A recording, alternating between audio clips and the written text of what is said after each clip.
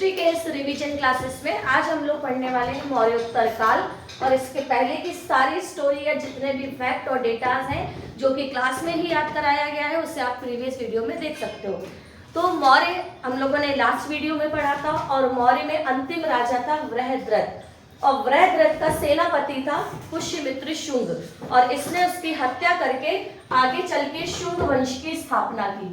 तो आगे जो हम पढ़ने वाले हैं वो है शुंग डायनेस्टी या शुंग वंश।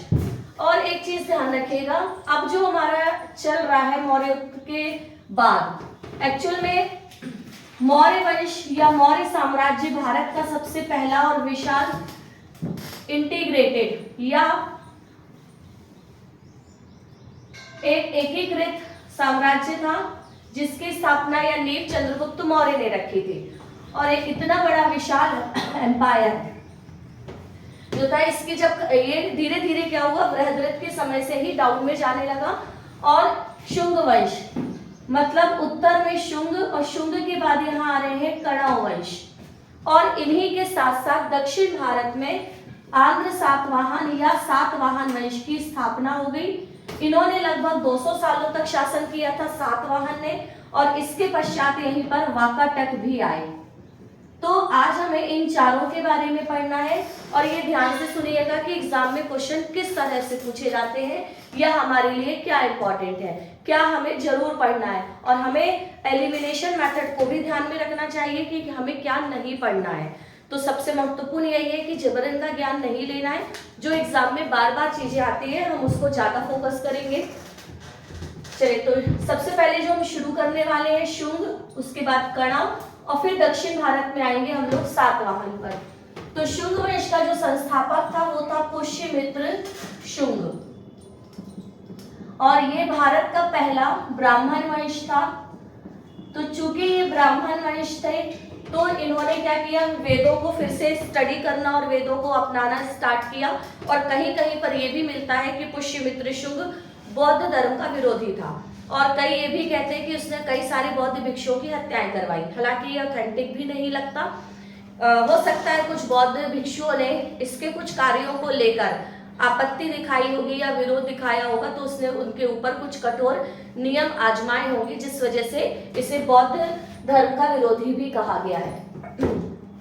इसकी पुष्टि इसलिए भी नहीं होती क्योंकि पुष्यमित्र शुंग ने भरहुत स्तूप का निर्माण करवाया। ये आप जानते हैं कहाँ पर है भरहुत स्तूप, जो ऑफलाइन बैठे हैं वो भी बता सकते हैं, सतना में। वेरी गुड, एमपी के पॉइंट ऑफ व्यू से इंपॉर्टेंट है ये भरहुत स्तूप सतना। किसने बनवाया था, पुष्यमित्र शुंग। और इसी के टाइम पर विदिशा में गरुड़ ध्वज, गरुड़ स्तंभ की स्थापना हुई थी। और पुष्यमित्र शुंग का जो बेटा था वो था अग्निमित्र और इसी अग्निमित्र और रानी मालविका की प्रेम कहानी का वर्णन कालिदास ने अपने उपन्यास मालविकाग्निमित्रम में की है। मालविका प्लस अग्निमित्र, तो ये है अग्निमित्र। अच्छा, इन्होंने वैदिक परंपराएं यज्ञ आदि को फिर से पुनर्जीवित किया, अश्वमेध यज्ञ करवाए थे इन्होंने कई सारे। प्रीलिम्स में हालांकि जो क्वेश्चन आए हुए हैं वो लगभग इतने ही हैं और इन्हीं के समकालीन पतंजलि भी थे। तो ये हो गया आपका शुंग और इसका अंतिम राजा जो था वो था देवभूति।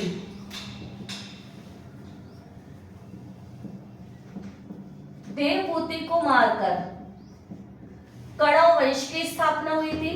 तो अगली डायनेस्टी हमारी होगी कणव और इसमें सिर्फ 2 ही फैक्ट पूछे गए हैं। सबसे पहला फैक्ट जो है, कणव वंश का संस्थापक कौन था, तो वासुदेव।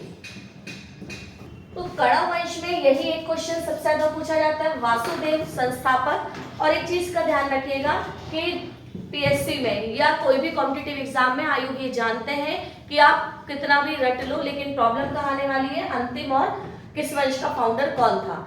तो इसके लिए आपको करना क्या है, आपने 2 नाम पढ़े हैं, वासुदेव और देवभूति, दोनों में देव आ रहा है, ठीक है, कोइंसिडेंस। लेकिन वासुदेव किसका नाम होता है, श्री कृष्ण का, और इसके आगे तो लगा हुआ है भूत। तो एक वासुदेव जो है वो किसको मारेंगे, भूत को, और वो क्या बन जाएंगे, राजा। तो इससे हमें याद हो जाएगा कि शुंग वंश का अंतिम राजा कौन था, देवहूति और कणव वंश का फाउंडर था वासुदेव। और जिन्होंने प्रीवियस वीडियो नहीं देखा है तो उनको बता दें कि हमने इसके लिए आपको ऑलरेडी ट्रिक दी हुई है। जितने भी मगध में वंश आए हैं उसके लिए ट्रिक दी थी, हर्षिन, मौर्य, शुक, आवा। तो शुक आवा में कौन कौन है? शुंग, कणव।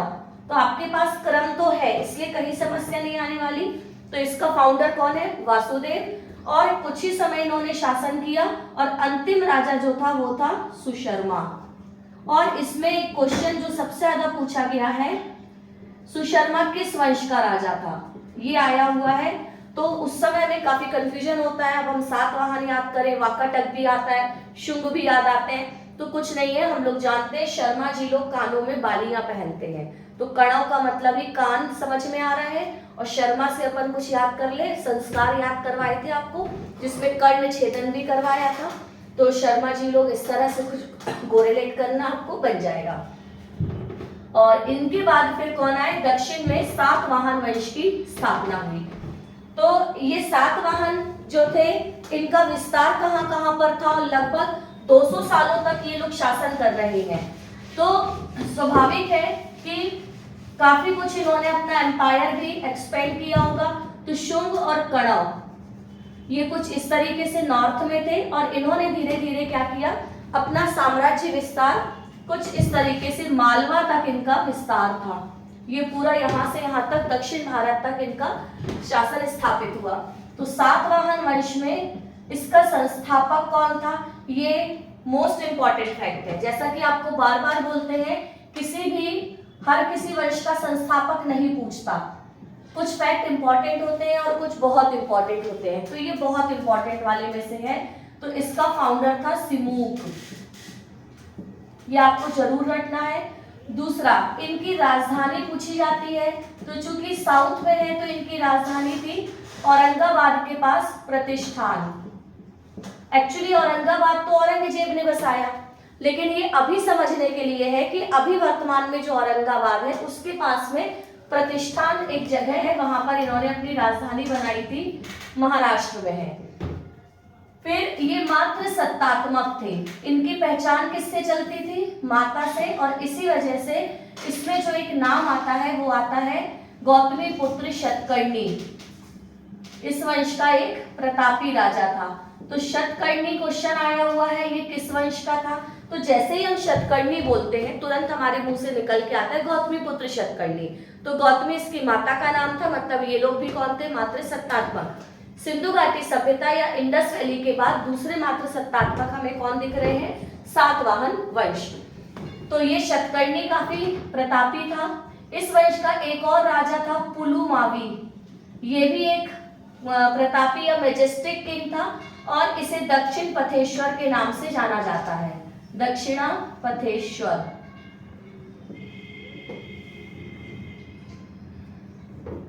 अब चूंकि ये लोग इतने समय तक रहे हैं तो ये जो भृगु कच्छ वगैरह जो गुजरात में बंदरगाह है, इन्होंने अपनी काफी सारी नौसेना आदि को भी विस्तारित किया, बंदरगाह आदि भी उपयोग करते थे और काफी सारे साहित्य आदि भी इस समय पे लिखे गए हैं। तो ये तो थे कुछ इंपॉर्टेंट सातवाहन वंश के बारे में। एक फैक्ट और आता है नागार्जुन।